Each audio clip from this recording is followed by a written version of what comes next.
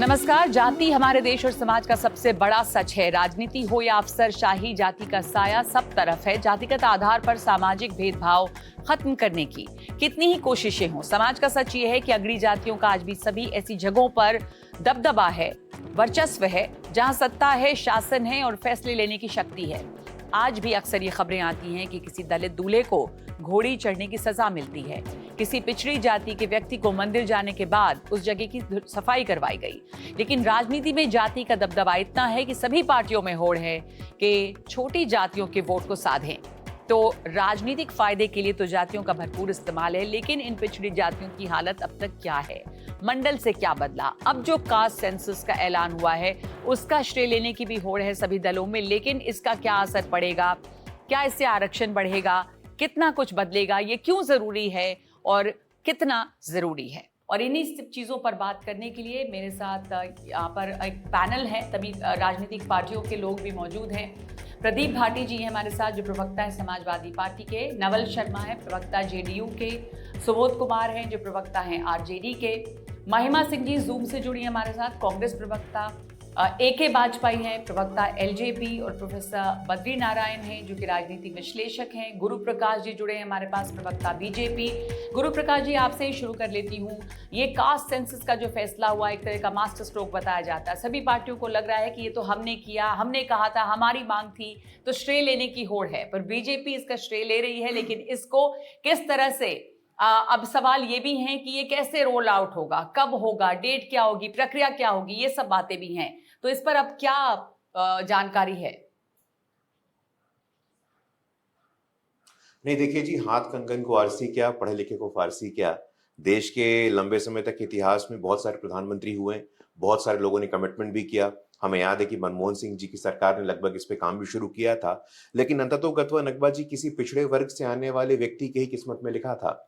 जो काम ना नेहरू कर पाए, जो काम ना इंदिरा जी कर पाई, जो काम ना राजीव जी कर पाए, जो काम ना मनमोहन सिंह कर पाए, वो एक ऐसे प्रधानमंत्री ने किया है जो खुद ही अत्यंत पिछड़े वर्ग से आता है, जो खुद ही एक सामान्य जाति से आता है। उस व्यक्ति के कार्यकाल में हमने देखा है कि वास्तव में बाबा साहब अम्बेडकर को मैं याद करना चाहता हूं नगमा जी। उन्होंने कहा था, क्योंकि ये 75 ईयर्स ऑफ कॉन्स्टिट्यूशन भी है, संविधान को लागू हुए 75 वर्ष हुए हैं, ये उसका भी साल है। बाबा साहब अम्बेडकर ने कहा था कि संविधान लागू होने के बाद देश में राजनीतिक समानता होगी, 1 पर्सन 1 वोट का आधार रहेगा, लेकिन सामाजिक और आर्थिक असमानता होगी, जिसके तरफ आपने भी अपने प्रारंभिक प्रबोधन में इशारा किया है। उस सामाजिक और आर्थिक असमानता को दूर करने के लिए इस बात को जानना बहुत जरूरी है कि किस वर्ग के लोग किस संख्या में कहां पे रहते हैं, और उनके लिए पेनिट्रेटिव डेवलपमेंट पॉलिसीज कैसे बने, उनके लिए एक वेलफेयर का एक पैराडाइम कैसे खड़ा हो, ये जरूरत है। तो गुरु प्रकाश जी, आपने बहुत अच्छी तरह से इस बात को रखा कि इसका दरअसल उद्देश्य क्या है, इस कास्ट सेंसस का। Professor Badri Narayan, caste census का उद्देश्य तो यही होना चाहिए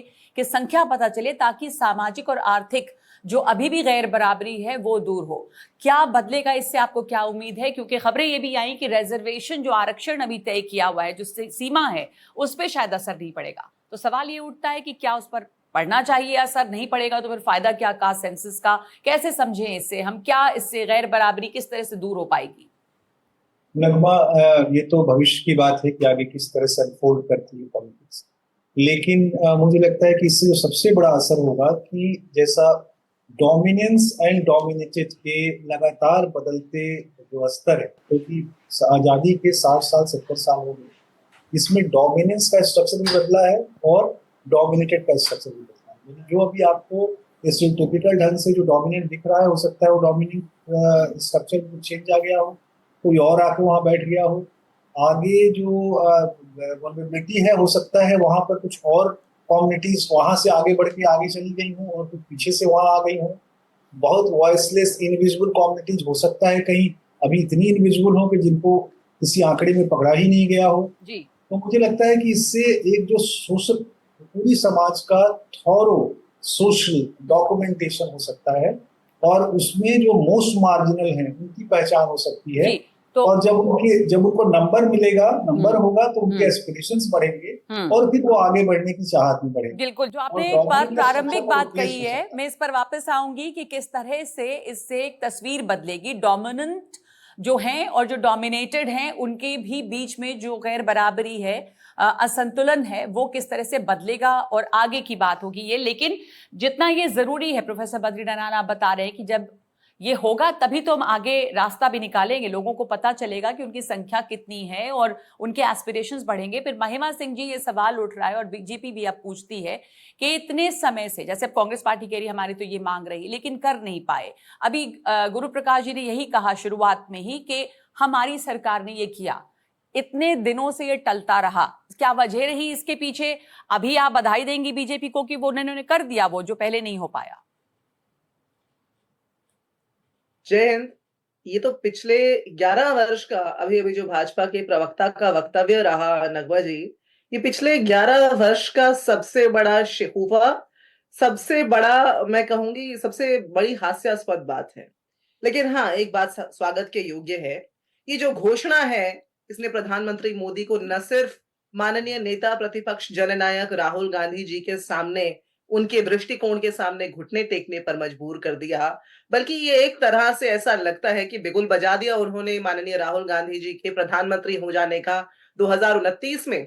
क्योंकि अंततः उनको आखिरकार अगर कोई एक घोषणा अपने आप को आज बचाव करने के लिए, जब पूरा देश पहलगाम हमले के जो है जवाबी कार्रवाई के लिए उनकी तरफ देख रहा है, जब पूरा देश उनकी मोदी 3.0 के जो बड़े बड़े वो जुमले फेंकते हैं उनकी सच्चाई की तरफ देखने लगा है, तो उनके पास और कोई चारा नहीं बचा, लेकिन ये शिगुफा भेज दिया। लेकिन फिर जैसा जयराम रमेश जी ने कहा Nagma ji, that he is a master of giving headline without a deadline.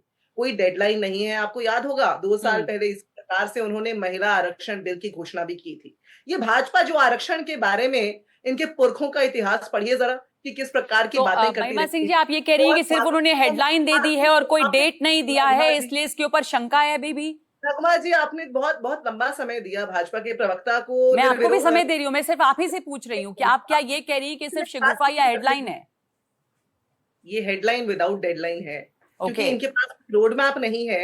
आपको याद होगा कि 2019 में एक यूनियन कैबिनेट मीटिंग की रिपोर्ट बाहर आई थी, प्रेस रिलीज बाहर आया था, जिसके माध्यम से बताया गया था कि 8,254 करोड़ की आवश्यकता पड़ेगी सोशो इकोनॉमिक जो है एक जनगणना कराने के लिए। सोशो इकोनॉमिक की बात नहीं हुई थी उसमें, अभी जाति का पक्ष रखा ही नहीं गया था। और अगर जाति का फैक्टर जोड़ दिया जाए तो ये 8,254 करोड़ का जो आंकड़ा है और बड़ा हो जाता है। तो ऐसे में इस साल जो सेंसस कमिश्नर को बजट आवंटित किया गया है 575 करोड़ का, क्या ये भाजपा के झूठ को हम सबके सामने खोलकर नहीं रख देता? ये भाजपा के जो जुमले की, ये बहुत झूठी बड़े बड़े जुमले फेंकने वाली पार्टी है और वही काम यहाँ दोबारा हो रहा है।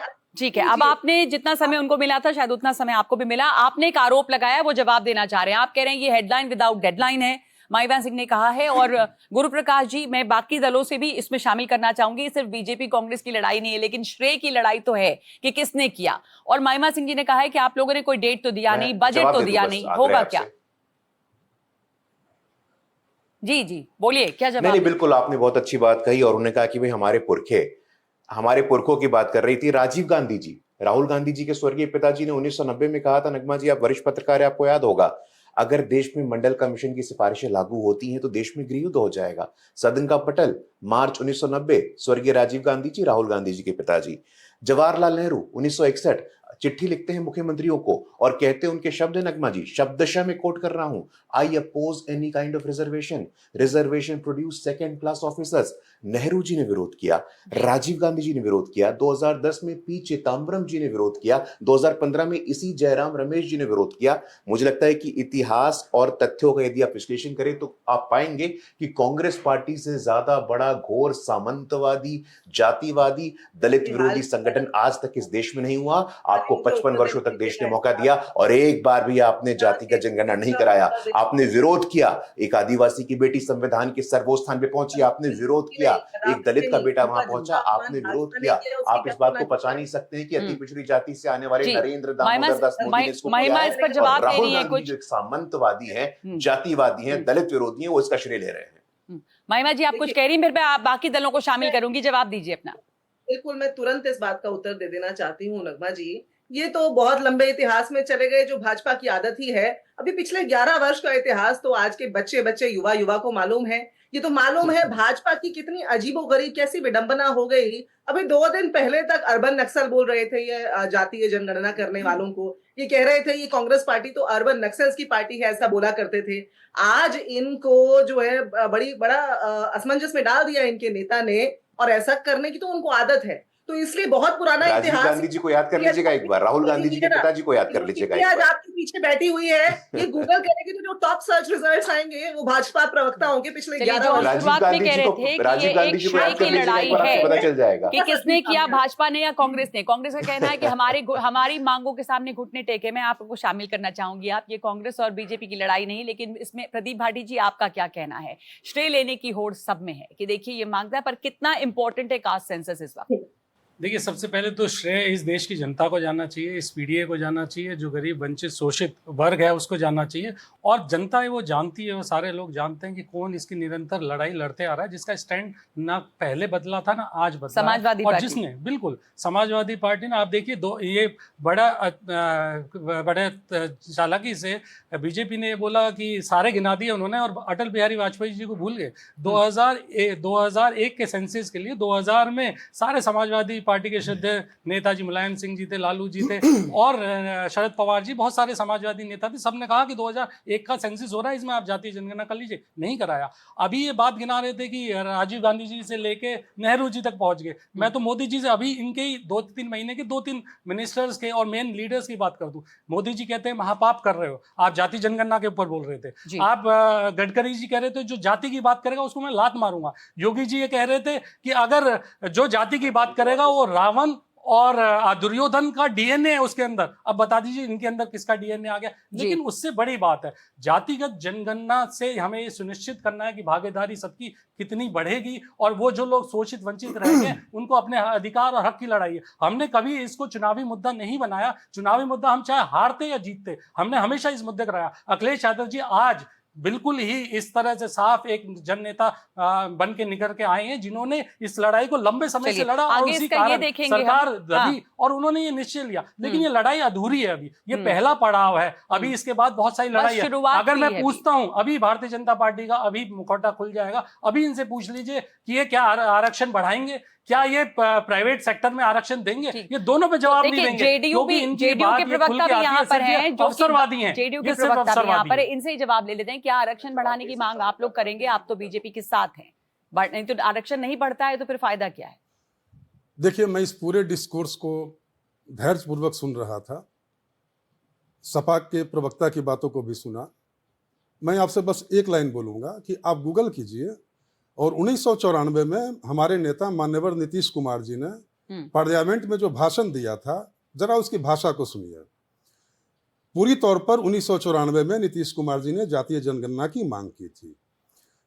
इधर पिछले कुछ वर्षों में नीतीश कुमार जी एकमात्र ऐसे नेता हैं, जातीय जनगणना की सबसे पहली मांग उठी बिहार से नीतीश कुमार जी के नेतृत्व में जी 2019-20 में। सर्वदलीय जो भी उसके लिए वातावरण का निर्माण हो सकता है, नीतीश कुमार जी ने अपने तर्कों से बिहार के सारे दलों को संतुष्ट किया, सबों को एक मंच पर लाकर इकट्ठा किया, सर्वदलीय बैठक बुलाई, कैबिनेट से प्रस्ताव पारित हुआ कि जातीय जनगणना कराया जाए। सर्वदलीय प्रतिनिधिमंडल प्रधानमंत्री जी से मिलने गया। बिहार में जातीय जनगणना की रिपोर्ट प्रकाशित हुई, 65% रिजर्वेशन दिया गया। तो बिहार की जातीय जनगणना नीतीश कुमार जी की ब्रेन चाइल्ड है। उसी प्रकार से देश में जो जनगणना हुई उसका एकमात्र श्रेय माननीय नरेंद्र मोदी जी को जाता है इस ऐतिहासिक कार्य के लिए। तो राहुल गांधी को क्यों नहीं जाता है? महिमा सिंह पूछ रही, जबकि आप कह रहे हैं कि गूगल सर्च करिए तो सबसे पहले राहुल गांधी का नाम आएगा कि वो लगातार 1 दशक से इसकी मांग कर रहे हैं। मैं बता दे रहा हूँ, गुरु प्रकाश जी ने कुछ बातों को छोड़ दिया। आप अगर गूगल करेंगे तो कांग्रेस के पक्ष में क्या क्या बातें निकलकर सामने आएगी। 1951 में नेहरू जी का पार्लियामेंट में दिया गया भाषण उभर कर सामने आएगा। 61 में राज्यों के मुख्यमंत्रियों को लिखा गया उनका पत्र उभर कर सामने आएगा। उसके बाद काका कालेलकर कमीशन की रिपोर्ट को कांग्रेस वालों ने ठंडे बस्ते में डाल दिया, ये मिलेगा। मंडल कमीशन की बस 2 मिनट। मंडल कमीशन बहुत पहले का इतिहास है, पिछले 11 सालों की बात वो कर रहे हैं। एक लाइन बोलते हुए मैं आज तक आ जा रहा हूँ। मंडल कमीशन की सिफारिशों को 10 साल तक ठंडे बस्ते में डाले रखा। और राजीव गांधी जी ने एक लाइन और बोला था कि आरक्षण के नाम पर समाज में बुद्धुओं को बढ़ावा देने की पॉलिसी का मैं समर्थन नहीं कर सकता। अब हाल की बात मैं बता रहा हूं, जब नीतीश कुमार जी इंडिया अलायंस का हिस्सा थे तो नीतीश कुमार जी ने इंडिया अलायंस की बैठक में प्रस्ताव रखा कि भाई 2024 में जो लोकसभा का चुनाव होगा उसमें जो कॉमन मिनिमम प्रोग्राम बनेगा उसमें जातीय जनगणना को पहले नंबर पर रखा जाएगा। आपको पता है कि किन दो लोगों ने इस प्रस्ताव का विरोध किया था? एक राहुल गांधी जी ने विरोध किया था और दूसरा ममता बनर्जी जी ने विरोध किया था जी। तो सारे तथ्य आपके सामने हैं, गूगल आपके सामने है, इतिहास आपके सामने है। कोई बता तो दे कि 1994 में सदन में जातीय जनगणना के पक्ष में किसी, बस मुझे 1 मिनट और समय दिया जाए प्लीज प्लीज। नहीं, सुबोध जी भी इस पर कुछ कहना चाहेंगे ना, क्योंकि आरजेडी कह रही है कि ये तो उन्हीं की जीत है। तेजस्वी यादव ने तो कहा है इस बात को। बस मुझे 1 मिनट उसमें इन सारी बातों का लब्बो-लुबाब बस 2। आप कभी बिहार आए 15 अगस्त और 26 जनवरी को तो आप देखेंगे कि बिहार में दलित समाज का व्यक्ति झंडोत्तोलन करता है और राज्य के मुख्यमंत्री उसके सामने हाथ बांधकर खड़े रहते हैं। तो लालू यादव जी के दमनकारी शासन के बाद बिहार में सोशल लेवलिंग का जो काम हुआ, अति पिछड़े और दलित जातियों के स्तरोन्नयन और उनके मान सम्मान में वृद्धि का जो कार्य हुआ, उसको अगर आपको देखना है तो एक बार बिहार दौरा आपको करना पड़ेगा। ठीक है, चलिए, आरजेडी ने श्रेय ले लिया था इसका, लेकिन आप ये श्रेय जेडीयू को देंगे कि दरअसल तो नीतीश कुमार जी का ब्रेन चाइल्ड था जहां तक बिहार की बात है? देखिए नगमा जी, मैं इंडिया अलायंस के रिसर्च टीम का मैं मेंबर हूँ। मैं जानता हूँ जो इन्होंने जो बातें कही, लेकिन हम उससे कांग्रेस ने विरोध किया था। इन्होंने जो बातें कही अपने मनगढ़ंत बात, बहुत तरह की इस तरह के बातें ये लोग करते रहते हैं।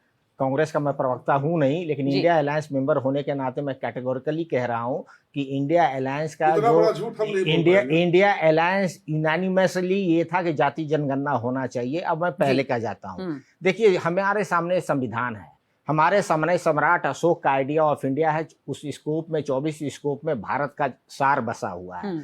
उसमें बहुजन सुखाय बहुजन हिताय की बात कही हुई है। वहां से देश, जब हम नया देश बनाने की बात कहा, मध्यकालीन से उठ के एक मॉडर्न राज्य बनाने की बात कही, तो हम लोग जो है one threshold to another threshold हम लोगों ने इंप्रूवमेंट किया। लगातार समाजवादी जो कुनवा था, चाहे वो लोहिया जी हो, जयप्रकाश नारायण हो, कर्पूरी ठाकुर हो, जगदेव बाबू हो, या फिर बाद में लालू प्रसाद यादव हो 90 के समय में, और उस वक्त नीतीश कुमार भी हम लोगों के साथ थे, बीपी सिंह हो, इन सबों का एक ही मोटिव था कि किसी भी तरीके से संविधान के निर्माताओं ने जो मूल्य अंकित की हुई है उसके तरफ हम लोग काम करें। और इनका जो है स्टैंड आज तक वही स्टैंड रहा है। हाँ, जहां तक बात रही कांग्रेस की, तो देखिए जमहूरियत में जनता भगवान होती है। जनता की इच्छा के से आपको पार्टियां का अपना जो सोच बदलना पड़ता है। कांग्रेस पार्टी ने भी ये माना, और बाद में भारतीय जनता पार्टी जो लगातार विरोध की भाषा बोल रही थी 2021 के पार्लियामेंट में इन लोगों ने बोला कि जाति जनगणना नहीं होगा। ठाकुर साहब ने राहुल गांधी को बोला कि जिनकी जाति नहीं पता वो जाति जनगणना चाहते हैं। लेकिन बिहार में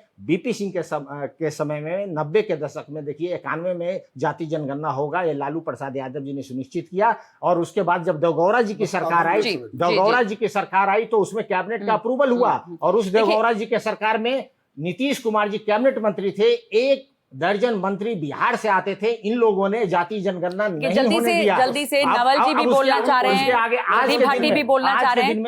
आपने जो कहा, एक बात मेरी समझ में आ रही है कि हर आदमी, हर दल को ये कहना है कि हमारी वजह से हुआ है, और हर को लग रहा है कि दूसरा झूठ बोल रहा है।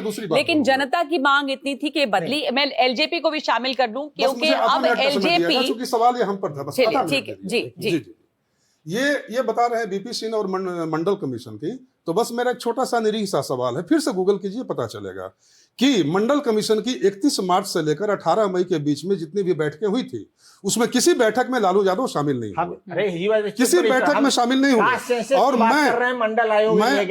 मैं आधिकारिक रूप से बोल रहा हूं कि अगर मंडल कमीशन की सिफारिशों को लेकर, सुनिए ना, आपकी बात को हम बीच में नहीं काटे, आपकी बारी आएगी, आप बोल लीजिएगा। आपने मंडल कमीशन की चर्चा की, बीपी सिंह की चर्चा की, अगर आप इतने सीरियस थे, सुनिए ना, आप बोल लीजिएगा, तो आप मंडल कमीशन की किसी बैठक में शामिल क्यों नहीं हुए? ठीक है, चलिए मैं एक मिनट, इसके बाद से मैं आगे बढ़ूंगी। नहीं, एक मिनट रुकिएगा। एलजेपी भी यहाँ पर है और AK वाजपेयी, आपने सुना सबने श्रेय ले लिया। वाजपेयी साहब, आप भी श्रेय लेना चाहेंगे? चिराग पासवान ने कहा था कि ये तो हमारी जीत है, हमारी हमेशा से मांग है। मैंने तो प्रधानमंत्री से ये बात मांग बहुत पहले की थी, मुझे खुशी है कि ये बात मानी गई। अब देखिए, सवाल श्रेय का नहीं है, सवाल इस बात का किया किसने।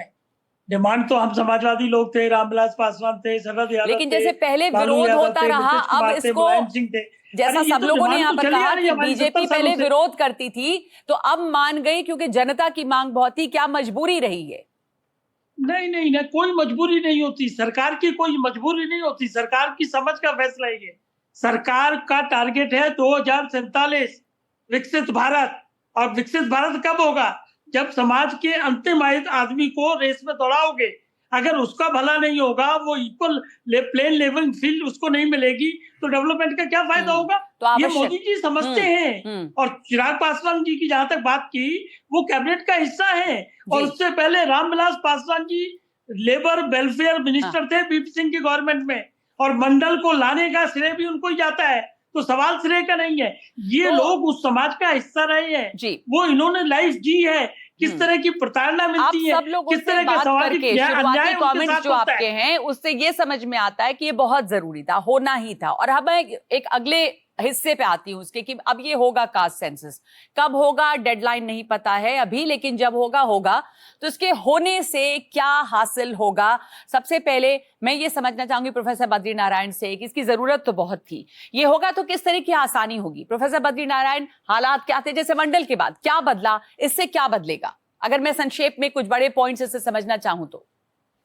देखिए, पहले तो एक ये होगा इसका असर कि जो बहुत सारे स्टेट सर्वेज हुए उनसे जो डेटा आए, वो डेटा के बरक्स एक मोर ऑथेंटिक, रिगरसली कलेक्टेड, एक well thought, well plan data आएगा, जो ऑथेंटिक डेटा होगा, जो और डेटा को एक तरह से इरेलेवेंट कर देगा। लेकिन और जो डेटा है वो सर्वाइव करेंगे, क्योंकि पॉलिटिक्स है, हमारा डेटा तुम्हारा डेटा चलेगा। लेकिन एक तो ये होगा। दूसरा जो इससे बड़ा फर्क आएगा वो आएगा कि जो राजनीति है, इसके बरक्स अराउंड जो पॉलिटिक्स खड़ी की जा रही थी, पॉलिटिकल मोबिलाइजेशन की जा रही थी, उसके स्पेस कम हो जाएंगे। और तीसरा इससे होगा कि जो सोशल लेवल पे अगर आप देखें, तो जैसा हमने कहा कि एस्पिरेशंस का डिसेमिनेशन नीचे तक होगा। एस्पिरेशंस के साथ जो डेमोक्रेटिक रिसोर्सेज का डिस्ट्रीब्यूशन है वो इक्विटेबल ढंग से होने की पॉलिसी बन पाएगी। बद्री नारायण जी, मैं आपसे एक और चीज आंकड़ों के जरिए से समझना चाहूंगी, जो कि आपकी इस पे जानकारी है, रिसर्च है, आप बता पाएंगे कि ओबीसीज हैं या जो और अगर मैं ओबीसी की बात करूं, बाकी पिछड़ी जातियों की बाद में, तो जैसे अफसरशाही है या जैसे राजनीति है, उसमें बाकी अगड़ी जातियों के मुकाबले उनका प्रतिनिधित्व कितना बदला है, कितना बढ़ा है, क्या स्थिति है अभी भी?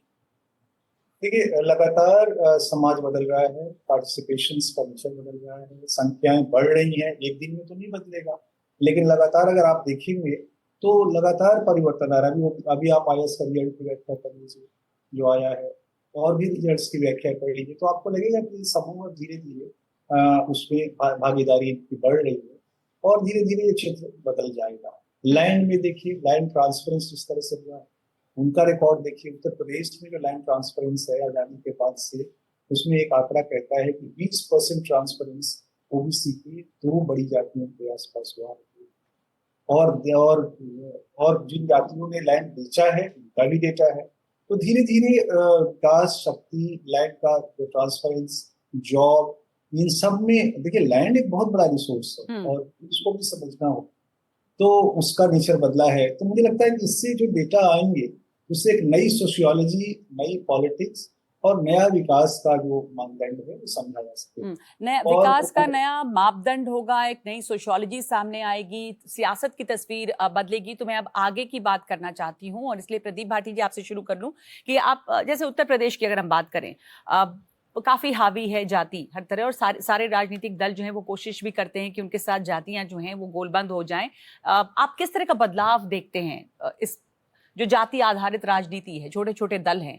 देखिए नगमा जी, इसमें सबसे ज़्यादा ज़रूरी है कि आपकी इच्छा शक्ति कैसी है, गवर्नमेंट का माइंडसेट कैसा है। लेकिन जो सरकार सबसे पहले आरक्षण के बारे में कपूरी ठाकुर साहब ने जब आरक्षण लागू किया, उस सरकार के जब आरएसएस और जनसंघ ने उस तरह का किस तरह का व्यवहार किया, किस तरह की गाली गलोच उनके साथ करी, उन्होंने आरक्षण लागू किया, सरकार आगे की बात अगर मैं आगे के साथ आ रहा हूँ, और हम लोग इस प्रोग्राम से ये समझना चाहते हैं तमाम लोगों के लिए कि जो सब यहाँ पे लोग भी बैठे हैं, बहुत सारे लोग देख रहे होंगे और समझना चाहते होंगे कि कास्ट सेंसस मान लीजिए हो जाता है, किस तरह से बेनिफिट मैं करेगा दोनों ये चीजों पे राज्य? आ रहा हूँ। आप मुझे बस 30 सेकंड और 1 मिनट का टाइम दें, मैं वही दोनों चीज बात। मैं माइंडसेट की बात कर रहा था कि आप माइंडसेट, ऐसा शक्ति नहीं होगी। आप सिर्फ लाके दबाव में आके आप सिर्फ वोटों की राजनीति के लिए ये दिखावा कर देते हैं कि हम कास्ट सेंसस कर रहे हैं, लेकिन उसका बदलाव नहीं आएगा। मैं उसके लिए उससे पहले का एक माइंडसेट आपको समझना जरूरी है। मैं वो समझा रहा हूँ कि कैसे तो वीपी सिंह mindset तो सरकार, ये था। दो एक सेकंड बस दीजिए। वीपी सिंह सरकार हो चाहे कर्पूरी ठाकुर की सरकार हो, किस तरह से गिराई गई भारतीय जनता पार्टी और भारतीय जनसंघ और आरएसएस ने, और किस तरह की गाली गलौज की,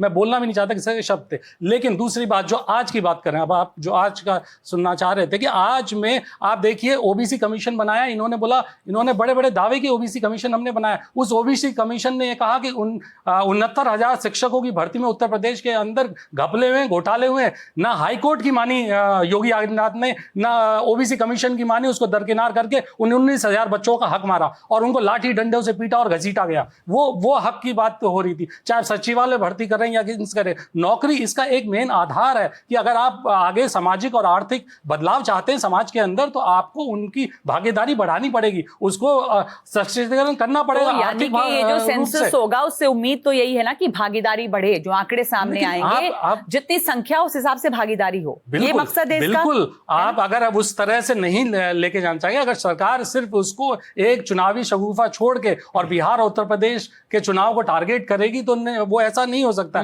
और अभी जेडीयू और बाकी एलजेपी के प्रवक्ता बोल रहे थे, आप कर्पूरी ठाकुर जी से सीखिए, आपने उनके साथ जिस तरह का व्यवहार करा, आप उसके साथ सरकार में बैठे हैं। आज आप देखिए पासवान साहब ने क्या क्या नहीं कहा भारतीय जनता पार्टी के लिए, कि किस तरह की राजनीति वो कर रहे हैं और किस तरह का भेदभाव की राजनीति करते हैं। मंडल और कमंडल भी ये भारतीय जनता पार्टी ने लाई, तो ये सब बातें हम भूल जाएंगे। और इनका इतना लंबा इतिहास रहा है, वो आज एक दिन में हृदय परिवर्तन हो गया, नहीं हुआ है। वो सिर्फ और सिर्फ राजनीति है, और सिर्फ कोरी राजनीति है। उम्मीद नहीं कि कुछ होगा? आपको लग रहा है कि सिर्फ आंकड़े लेके बिहार और यूपी के चुनाव में इसका फायदा उठा के इसके अलावा कुछ नहीं है? अगर वो करना चाहते हैं तो पिछले 11 साल में भी करते, तो और इनके स्टेट होम मिनिस्टर ने कहा कि नहीं करेंगे। गुरु प्रकाश जी को जवाब देने दीजिए। हृदय परिवर्तन जो है वो क्यों हुआ है? क्या सिर्फ चुनाव के लिए? क्या सामाजिक जो सोच है उसमें बदलाव कैसे आएगा? जब तक नौकरियों में और जो भागीदारी है उसमें बदलाव नहीं आएगा तो फिर फायदा क्या? गुरु प्रकाश जी। नगमा जी, आपने बहुत अच्छा सवाल किया है कि इसका नेक्स्ट स्टेप क्या होगा। मुझे लगता है कि अभी ये देश को समझने की आवश्यकता है, और कई बार कहा गया कि पिछले 11 सालों में क्या हुआ। मौका मिला था कई लोगों को। आपने कितने दलितों को, आदिवासियों को मुख्यमंत्री बनाया? नगमा जी, हमें मौका दिया उड़ीसा की जनता ने। उड़ीसा में पहली बार बीजेपी की सरकार बनती है, एक आदिवासी समाज से आने वाले मोहन मांझी जी मुख्यमंत्री बनते हैं। छत्तीसगढ़ में एक आदिवासी समाज के विष्णुदेव साई मुख्यमंत्री बनते हैं। मध्य प्रदेश में एक दलित समाज से आने वाले जगदीश देवड़ा उप मुख्यमंत्री बनते हैं। राजस्थान में बैरवा जी जो दलित समाज से आते हैं उप मुख्यमंत्री बनते हैं। आपने बहुत उम्दा सवाल किया कि पावर स्ट्रक्चर्स में भागीदारी कैसे होगी। इतना समय लग गया, 70 साल लग गया। चेयरमैन रेलवे बोर्ड, नगमा जी, आज तक कोई दलित समाज का व्यक्ति नहीं हुआ था। पहली बार कोई रेलवे बोर्ड का चेयरमैन होता है तो दलित समाज का अब होता है। सीएजी, आज तक कोई आदिवासी नहीं हुआ था, पहली बार कोई होता है तो होता है। भाटी जी कह रहे हैं कि सब बातें सिंबॉलिक हैं, लेकिन दरअसल जो जाति है उसका उत्थान नहीं हुआ। नगमा जी, मैं किसी के बीच में नहीं बोल रहा था। मैं अपनी बात पूरी कर सकता हूं क्या? जी कहिए। हाँ, धन्यवाद नगमा जी। नगमा जी, देखिए, इंक्लूजन जो है, समावेशी विकास और इंक्लूसिव डेवलपमेंट, ये फ्लेवर ऑफ द सीजन बन चुका है। जो लोग प्रमोशन में मिलने वाले आरक्षण का विरोध करते थे, समाजवादी पार्टी नेता चिल्ला चिल्ला के बोल रही है। आजम खान ने क्या कहा था? ये बाबा साहब अम्बेडकर देश के सबसे बड़े भूमाफिया हैं, ये पीडीए की बात करते हैं, इनके पास कोई नैतिक अधिकार नहीं है पीडीए के विषय बात करने का। और जो सफेद झूठ आपके शो पे बोला गया है, मैं चुनौती के साथ कहता हूं, संतोष सिंह जी की पुस्तक है जननायक कर्पूरी ठाकुर जी की आत्मकथा, उसमें पढ़ लीजिएगा आप। जिस सरकार में जननायक कर्पूरी ठाकुर जी ने कर्पूरी फॉर्मूला दिया था, उस सरकार में जनसंघ के कैलाशपति मिश्रा भी वित्त मंत्री हुआ करते थे। तो अपना झूठ बंद करिए आप, बिल्कुल मंत्री थे और क्या कहा था उन्होंने? बात करिएगा। नहीं, मंत्री थे ये तो हम कह ही रहे, उस सरकार में कहा क्या था वो बताइए। बीच में मत बोलिए साहब, मैं बीच में नहीं बोल रहा था। नगमा जी, अगर बहस करना आपके बहस नहीं होता है। नगमा जी, अगर बहस करना है तो हम बहस कर सकते हैं। नहीं, आपने कुछ आप जाकर के देख करके आइए, हिस्ट्री पढ़ करके आइए। आपने कुछ कहा है तो जवाब सुन लीजिए। एक मिनट अरे भैया, गुरु प्रकाश जी 1 सेकंड रुक जाइए। आपने कुछ कहा, उसके ऊपर वो जवाब देना चाहते हैं, सफाई देना चाहते हैं। रुकिएगा जरा सा गुरु प्रकाश जी, वापस आऊंगे आपके पास। कर्पूरी फॉर्मूला जब लागू हुआ, क्या कर्पूरी फॉर्मूला जब लागू हुआ तो भारतीय जनसंघ सरकार ने क्या पूछना चाहता हूं आपसे। मैंने शुरू से कहा कि यहाँ पे लड़ाई श्रेय की है, लेकिन आगे जनता ये जानना चाहती है कि होगा क्या, क्या फायदा होगा, इम्प्लीमेंटेशन क्या होगा, और इसी पे मैं बात कर रही हूँ। और मैं यहाँ से कुछ लोगों से अभी जो हमारे युवा हैं, स्टूडेंट्स हैं, यहाँ पर मिरांडा हाउस के स्टूडेंट्स हैं, दूसरे कॉलेजेस से आए हैं, दिल्ली यूनिवर्सिटी के, उनसे जानना चाहती हूँ कि उनके मन में क्या सवाल उठ रहा है। ये जो कास्ट सेंसस अब हो रहा है, उससे क्या आगे ये है कि रिजर्वेशन होगा? आपके पास माइक है तो आप सवाल पूछिए, इसके आगे बात करेंगे। जी बोलिए, आप सवाल बोलिए। Thank you so much ma'am. My name is, मेरा नाम कल्पना पाठक है, मैं मिरांडा हाउस की छात्रा हूँ जी। तो मेरा सवाल गुरुप्रकाश सर से है कि सर 2011 में भी इसका प्रयास हुआ था कि कास्ट सेंसस हो, और उसमें बहुत सारा हमारा रिसोर्स भी लगा था कि कास्ट सेंसस हो, ठीक है। उसके बाद फिर उसकी रिपोर्ट पब्लिक नहीं हुई। उसके बाद फिर मॉनसून सेशन में भी ये कहा गया पीएम मोदी के द्वारा कि ये चीज़ है कि हमें कास्ट सेंसस से हम सख्त विरोध करते हैं, सिर्फ SC ST सवाल क्या आपका? तो मेरा ये सवाल है कि अब जब बिहार इलेक्शन आने वाले हैं 2026 में, उसके बाद फिर अभी ये अचानक से लाने का क्या मोटिव है? क्या ये पहलगाम तो का अभी जो क्यों मुद्दा कहा है, ये जो पहलगाम का मुद्दा है, उससे भटकाने की चलिए। कोशिश है, ओके। या फिर कोई पॉलिटिकल मोटिव? और किसी का सवाल मैं आपसे जवाब लूंगी इसके ऊपर। किसी और का सवाल, आप क्या पूछना चाहती हैं? नमस्ते, मेरा नाम अर्चा है। मेरा सवाल ये है कि सामाजिक समानता की सब बात करते हैं, तो ये जो अब ये नई सेंसस लाना चाहते हैं, तो इससे आरक्षण पे क्या असर पड़ेगा? ये बहुत इंपॉर्टेंट सवाल है कि ये मैं बार बार पूछना चाह रही हूँ कि इस पर क्या असर पड़ेगा। एक और सवाल ले लेती हूँ। हाँ, मेरा नाम कोमल सोनी है और मैं मिरांडा हाउस से हूँ। मेरा क्वेश्चन सिंपल है कि आप जब सरकार में होकर के कोई निर्णय लेते हैं देश के लिए, तो उसके नुकसान भी है, फ़ायदे भी है। अगर मैं फ़ायदे की बात करूँ तो ये तो बिल्कुल सही बात है कि जो पिछड़ी वर्ग है या जो डिप्राइव्ड सेक्शन है, उन पे सरकार का फोकस ज़्यादा जाएगा। तो ऑब्वियस सी बात है कि जो भी सुविधाएं हैं वो जातियों के आधार पर बनेंगी। बट इसका सबसे बड़ा रिपरकेशन यही है कि कहीं ना कहीं इससे जातिवाद का भी फैलने का खतरा बढ़ेगा। उतना ही है। तो फिर तो इसके ऊपर उसके लिए क्या क्या आपने किया सोचा जाएगा? है? तो कई तरह के इसमें सवाल हैं, मैं एक एक करके जवाब ले लूं। सबसे पहले गुरु प्रकाश जी, आपके लिए एक सवाल था कि अभी क्यों, समय पे संक्षेप में जवाब दीजिएगा। हाँ, नहीं, हाँ, कल्पना पाठक जी जो मिरांडा से हैं, उनका एक सवाल आया था, मैं उनको जवाब देना चाहता हूँ। देखिए कल्पना जी, ऐसा है कि सरकार का कमिटमेंट पिछले कई वर्षों से ऐसा रहा है। अगर आप 2023 में भी गृह मंत्री जी का प्रेस कॉन्फ्रेंस देखी तो आप देखिएगा कि गृह मंत्री जी ने तब भी देश को एक कमिटमेंट किया था। अगर आप पिछले साल अक्टूबर में जब सरकार के 100 दिन पूरे होने पे गृह मंत्री जी ने प्रेस कॉन्फ्रेंस किया तो उन्होंने देश के सामने कमिटमेंट किया था। गोपीनाथ मुंडे जी ने 2009 में सदन के पटल पे कहा था। तो जानबूझ करके इसको गुरु किसी भी प्रकाश इलेक्शन जी, से जोड़ एक करके मिनट में देखना, सवाल कल्पना जी, दोहरा मैं दूं उसको प्लीज, जितनी शॉर्ट में मानता ये हूं। बताएंगे। उनका स्टूडेंट है, समझना चाहती है कि ये समय क्यों, अभी पहलगाम अटैक हुआ उसके 2 दिन 4 दिन के बाद ही अनाउंसमेंट क्यों? हाँ, मैं वही बता रहा हूं कि ये कमिटमेंट नगमा जी आज का नहीं ये है। coincidence 2009 में हमारे स्वर्गीय नेता गोपीनाथ मुंडे जी ने पार्लियामेंट, मैं अपनी बात बोल सकता हूं क्या नगमा जी? धन्यवाद। बिल्कुल बिल्कुल, 2009 में अभी हमारे क्यों किया स्वर्गीय गया? नेता गोपीनाथ मुंडे जी ने कहा था। हाँ, 2009 में हमारे स्वर्गीय नेता गोपीनाथ मुंडे जी ने इसके लिए कहा था। 2023 में हमारे गृह मंत्री अमित शाह जी ने कहा था। 2024 में अमित शाह जी ने कहा था। हमारी सरकार ने लगातार कास्ट सेंसस, सोशल जस्टिस को एक कमिटमेंट बनाया है और उस कमिटमेंट को अभी पूरा किया गया है। ठीक है, कमिटमेंट को अभी पूरा किया है, लेकिन समय अभी क्यों, इसका कोई खास जवाब नहीं मिला है। महिमा जी इसमें कुछ बोलना चाह रही है, बोलिए महिमा जी। देखिए, अमित शाह जी ने क्या कहा था वो तो पूरे देश को याद है। अंबेडकर अंबेडकर अंबेडकर, फैशन हो गया है, इतना नाम भगवान का ले लेते तो आपका भविष्य सुनहरी हो जाता, वगैरह वगैरह। भाजपा के पुरखों ने क्या क्या कहा है मैं उसको दोहराऊंगी नहीं, चाहे वो हेडगेवार जी हो, चाहे वो गोलवलकर हो, चाहे वो आज अपने आज के मंत्री हो। और मैं याद करा दूं, ये देखिए इनको बड़ी हस्तक्षेप से आपत्ति थी। मैं सबसे पहले तो इन युवा जो भविष्य है इस देश का, इनका स्वागत करती हूँ और बहुत गर्वान्वित महसूस करती हूँ कि इतना सोच रहे हैं और इतने धड़ल्ले से सवाल पूछ रहे हैं। यही हमारे लिए उम्मीद की किरण है। दूसरी बात ये नगमा, आपने थोड़ी देर पहले पूछा था कि आगे क्या किया जाना चाहिए। मैं उसके लिए जरूर 2 बिंदु यहाँ पर जोड़ देना चाहती हूँ कि जैसे कर्नाटक और तेलंगाना में हम बिल्कुल इसको लागू करने की कगार पे खड़े हैं। कर्नाटक में अभी 9 मई को बैठक है, जिस बैठक के अंदर इसके ऊपर चर्चा आगे बढ़ाई जाएगी। और तेलंगाना के अंदर हमने बताया कि जो ओबीसीज हैं, जो पिछड़ी जातियां हैं, पिछड़ा वर्ग है, वो 42% से ज्यादा है, उसे सार्वजनिक करना उचित समझा। बिहार में आपको याद होगा कि किस तरह से सर्वोच्च न्यायालय के हस्तक्षेप से उस रिपोर्ट को सार्वजनिक करना पड़ा था। उसी प्रकार से कर्नाटक और तेलंगाना की तर्ज पर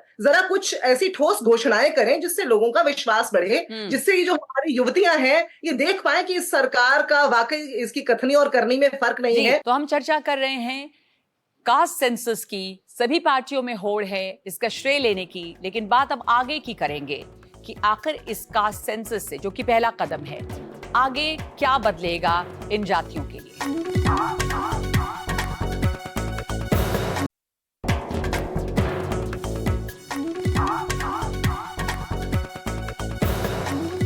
एक किसी ने सवाल पूछा था यहाँ पर कि कास्ट सेंसस जब आप करते हैं तो इसका असर जो है वो किस तरह से पड़ेगा, क्या ये कास्टिज्म को और बढ़ाएगा। एक मिनट, प्रोफेसर बद्री नारायण जी, ये एक सवाल सबके मन में उठता है कि इसका असर क्या होगा।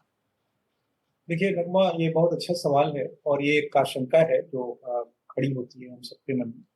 तो इससे जातीय अस्मिताएं मजबूत तो होंगी, लेकिन उसको हम लोग कहते हैं ना कि रिवर्स इंजीनियरिंग, जिसको कहते हैं कि कारपेट को आप उल्टा खोलते हैं तो उससे एक वीविंग की तरफ ले जाते हैं। तो अगर ये जाति अनफोल्ड भी करती है तो अनफोल्ड फॉर व्हाट, कल वो उनकी मोबिलिटी के लिए, एस्पिरेशंस के विकास के लिए और पॉलिटिकल पार्टिसिपेशन को इंश्योर करने के, तो वो बेहतरी की तरफ जाएगी। और समाज में आपने देखा होगा हर बार इस तरह के कुछ समस्याएं आती है, र्यूमर्स आते हैं, टेंशन होते हैं, बट अल्टीमेटली समाज एक समरस समाज की तरफ। पर एक बच्ची ने और पूछा था कि एक डर ये भी है फिर कि रिजर्वेशंस अगर होता है तो रिजर्वेशंस कितनी उसकी सीमा बढ़ेगी, फिर उसका क्या असर पड़ेगा।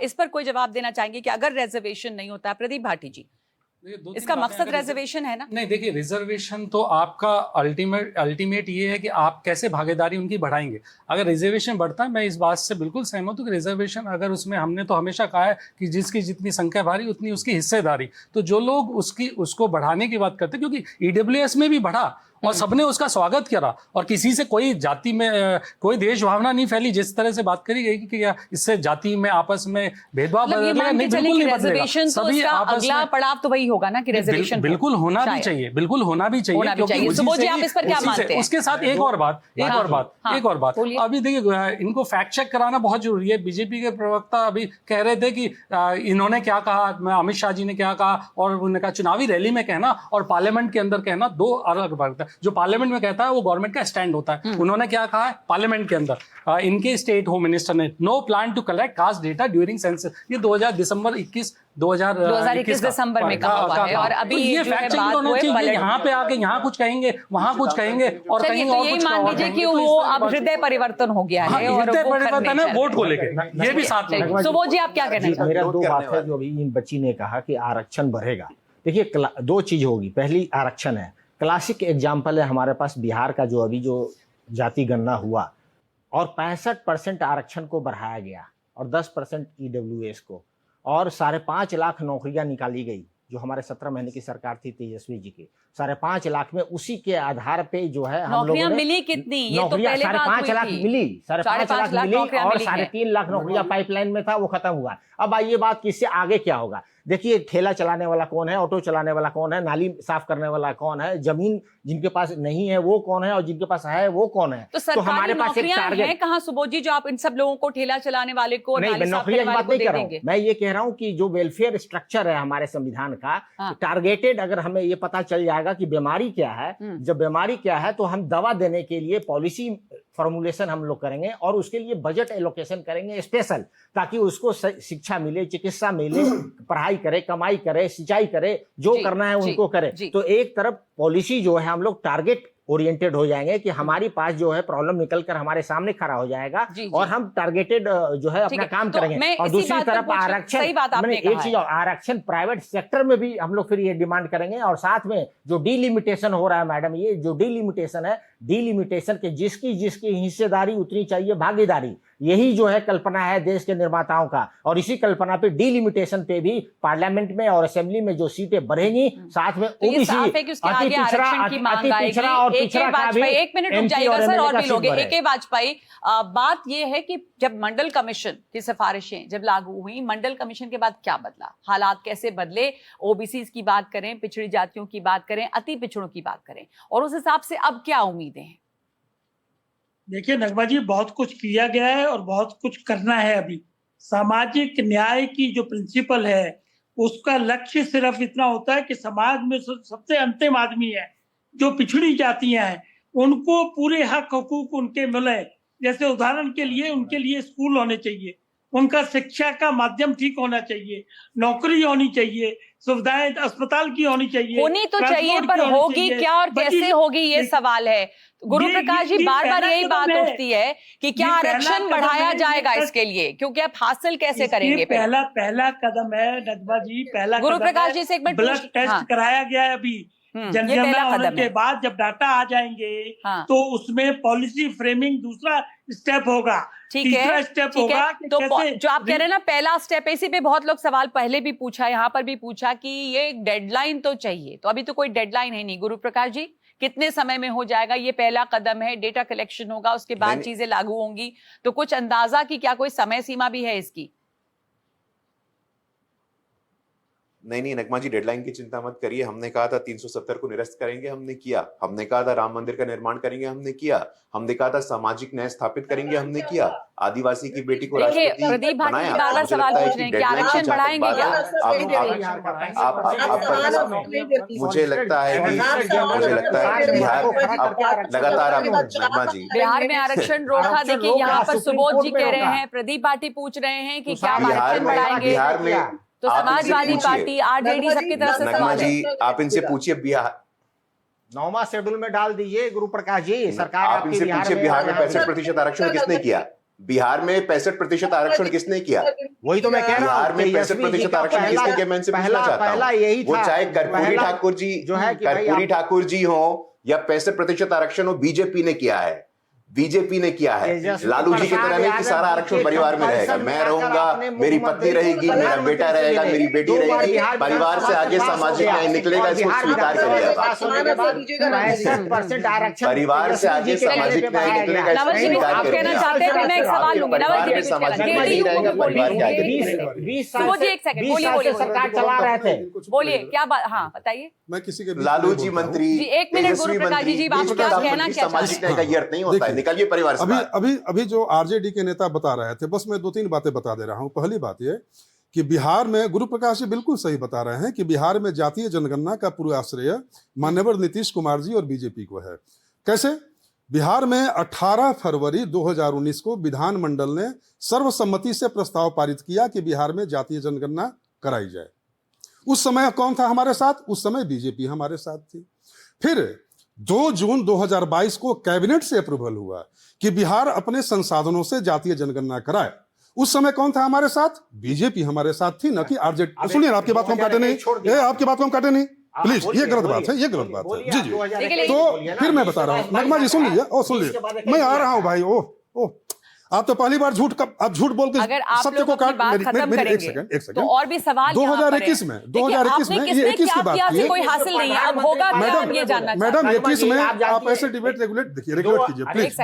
2021 में जो सर्वदलीय, हम 21 की बात बता रहे हैं, आप कहना क्या 2021 चाह रहे हैं? में संक्षेप में थोड़ा कहिए। सर्वदलीय प्रतिनिधि मंडल गया, उस हमने समय मान लिया कि बीजेपी जेडीयू कुछ हमारे ले साथ जाता, थी। आगे बोल। हाँ। तो सारे महत्वपूर्ण मौकों पर हमारी और भाजपा की साझेदारी ठीक थी, है। और केवल संजोग मात्र था कि जो आंकड़े प्रकाशित हुए उस समय आरजेडी हमारे साथ आप क्या थी। कह रहे हैं अब कि ये सिर्फ डिप्टी सीएम आपके होके- और जेडीयू और बीजेपी की वजह से ही बिल्कुल, ये बिल्कुल, हुआ है, बिल्कुल। और किसी का कोई अरे, इसमें लेना अरे, देना नहीं है? अरे, तो कहाँ गवाह गई है। समाजवादी पार्टी, कहाँ गई गवाह कांग्रेस, है, कहाँ तिथि गई गवाह है, सारे आरजेडी? डेट गवाह है।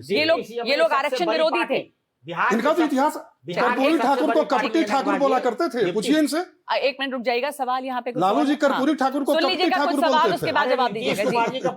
सुबोध जी और नवल जी, आप दोनों को मैं कह रही हूँ कि आप थोड़ा सा रुक जाइए, सवाल सुन नीतीश लीजिए, कुमार जी बोलिए, ने पूछो भाई जल्दी। आरक्षण विरोध काम किया हमेशा। आप पूछिए सवाल। हाँ। लुपिया हूँ, हाँ। मैत्री कॉलेज से हूँ। मेरा हाँ। सवाल ये है कि जिस तरह बिहार के कास्ट सेंसस हुए हैं और जिस तरह बिहार के असेंबली इलेक्शंस भी आ रहे हैं अभी, तो कैसे, मतलब कि जो ये स्टेप लिया गया है कास्ट सेंसस का, किस तरह ये आइडेंटिटी पॉलिटिक्स जो हमारी चलती है अभी भी, कास्ट बेस्ड बहुत ज्यादा है, ये इसको खत्म कर सकती है? This is my question. Cast identity politics को इसका मैं खत्म जवाब करेगी? दूं? नहीं, एक सेकेंड, लोगों को ये बल्कि लगेगा कि कुछ लगा है कि बढ़ेगी भी बहुत। हाँ, मेरा नाम आरची बख्शी है, मैत्री कॉलेज से। मेरा सवाल ये है कि क्या हमारी गवर्नेंस कास्ट ब्लाइंड हो सकती है, या तो वो हर एक कास्ट को ध्यान दे सकती है? अगर देखा जाए, रिजर्वेशन आज भी ओबीसीज को नहीं मिलती है, बहुत ही क्षेत्र में नहीं मिलती है, एसटी एससी, बट ओबीसीज के लिए ही मैक्सिमम ये टॉपिक उठा था। सो इस पे क्या ध्यान दिया जाएगा? ओके, चलिए एक एक करके जवाब दिए संक्षेप में, अलग अलग इसके। हाँ, आप क्या कहना और चाह रहे ओबीसी का एकदम इन्होंने सही कहा। नगमा जी, आश्चर्य होता है, भारतीय जनता पार्टी बड़ी बड़ी बात कह रही है यहाँ पे, और हमारे भाई भी यही कह रहे हैं। देखिए 45 सेंट्रल यूनिवर्सिटी है, 2006 में ओबीसी आरक्षण लागू हुआ इस देश में, और 45 यूनिवर्सिटी में एक भी यूनिवर्सिटी में वाइस चांसलर नहीं है, एक भी प्रोफेसर ओबीसी का डायरेक्ट अपॉइंटेड प्रोफेसर तो नहीं अब है। ये लगता है कि तो फिर इससे क्या बदल जाएगा? नहीं, इसलिए क्योंकि जो अपॉइंटिंग अथॉरिटी है और जो केंद्र में ऊपर मंत्री जो बैठे हुए हैं, वो ये यहीं पर गड़बड़ इधर ही है। और ये अभी बात कर रहे थे कि भाई हमने राष्ट्रपति बना दिया। देखिए ये दो धारी तलवार है, एक तरफ सिंबॉलिकली जो है आप ये बात कह रहे हैं और दूसरी तरफ उसका आरक्षण खा रहे हैं। लोहिया जी कहते थे कि सिर्फ आपको मंत्री पद देने से नहीं होगा, अब समय बहुत कम है, आप जल्दी अपनी बात खत्म कीजिए और जवाब दीजिए। आप प्रतिभागी बोलेंगे इसका, सही कह रही हैं। ठीक है, ओके, सही कह रही हैं आप, इसको समझाइएगा। इन्होंने पूछा था कि इससे कास्ट आइडेंटिटी पॉलिटिक्स को और बढ़ावा मिलेगा। नहीं, बिल्कुल नहीं मिलेगा। देखिए, जब तक सामाजिक न्याय नहीं होगा, देश में बराबरी का माहौल वैसे भी पैदा नहीं होगा।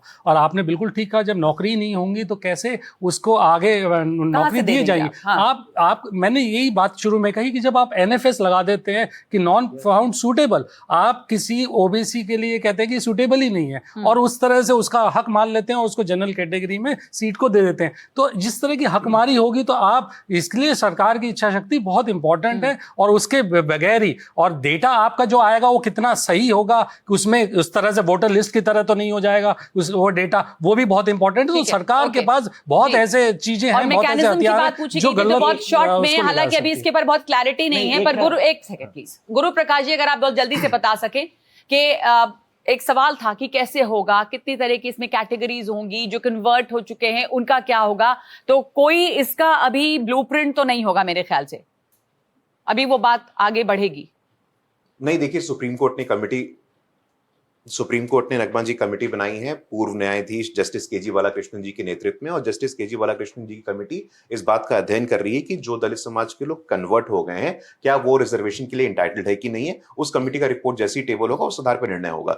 दूसरी बात, देखिए नगमा जी, मैं पूर्णतः कह देना चाहता हूं कि जो इंस्टीट्यूशंस, जो पावर स्ट्रक्चर आज तक अंडर रिप्रेजेंटेड थे, जहां सामाजिक विविधताएं नहीं थी, पहली बार आखिरकार ऐसा क्यों हुआ है कि सुप्रीम कोर्ट में तीन दलित समाज के जज आए हैं। अगले महीने आप देखिएगा गवई साहब शपथ लेंगे, गवई साहब दलित समाज से आते हैं। आपकी मन मंशा होनी चाहिए। आज देश का मन मस्तिष्क और मूड बदल रहा है। आज सामाजिक न्याय और सोशल जस्टिस फ्लेवर बन रहा है। आज लोग इस बात को स्वीकार कर रहे हैं कि आदिवासी की बेटी हो या पिछड़े का बेटा हो, वो प्रधानमंत्री बन सकता है, राष्ट्रपति बन सकता है, वाइस चांसलर बन सकता है, प्रोफेसर बन सकता है, केंद्र मंत्री बन सकता है। जज के अपॉइंटमेंट का उससे बीजेपी का क्या लेना देना है, ये भी सवाल उठ जाता है कि पार्टी का क्या लेना देना है जज के अपॉइंटमेंट में।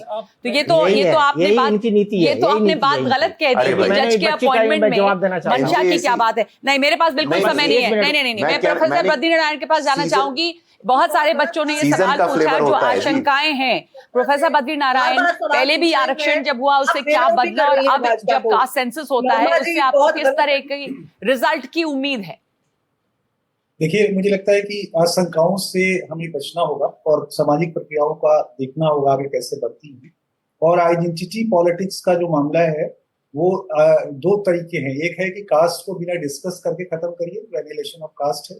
दूसरा है कि जो काशीराम जी कहते थे कि कास्ट से ही कास्ट को काटो, तो ये रास्ता कास्ट से कास्ट को काटने की तरफ शायद बढ़ सकता है, मैं श्योर नहीं हूँ। लेकिन एक बात मैं कहना चाहूंगा, बार बार हो रही जिसकी जितनी संख्या वाली उसकी उतनी हिस्सेदारी। अरे भाई, जिसकी संख्या नहीं है उसके बारे में कौन सोचेगा? यानी ये जो डेमोक्रेसी है एक इथिकल डोमेन है, यानी जो 0.0%, 3%, 1% जो कम्युनिटी जो मोस्ट मार्जिनल और ओबीसी हैं और दलित हैं, उनके बारे में कौन सोचेगा? मुझे लगता है कि इस पर, और यही सवाल काशीराम जी के वो हेल्पलेस बना रहा था। एक समय के बाद उन्होंने इस नारे को रीथिंक किया था, ये नारा सबसे ज्यादा उन्होंने ही दिया था। इसलिए मुझे लगता है कि जो मोस्ट मार्जिनल है ये डेमोक्रेसी में, उसके बारे में सोचना होगा। नहीं तो डेमोक्रेसी एक शकिंग होल की तरह हो जाएगा, जिसमें जो शक्तिवान है, जिसके पास ज्यादा संख्या है, वो अधिक से अधिक शक करता जाएगा। संख्या जिसकी है उसके बारे में तो सब सोच रहे हैं, लेकिन जिनकी संख्या बहुत कम होगी, जो मार्जिनलाइज्ड है, उनके एक बात और कहना चाहता हूँ। जो डेटा दिए जा रहे हैं वाइस चांसलर्स के, जो डेटा दिए जा रहे हैं, काइंडली रीथिंक फिर से देख लीजिए उस डेटा को। बहुत सारे अपॉइंटमेंट्स हो रहे हैं जिसमें कि ओबीसी वाइस चांसलर, अभी इफ्यू के वाइस चांसलर ओबीसी कम्युनिटी के हैं, अभी ट्राइबल कम्युनिटी के हुए हैं, दलित कम्युनिटी के हुए हैं। मुझे लगता है कि डाटा कोड करने के पहले एक बार देख लिया जाना चाहिए कि क्या है।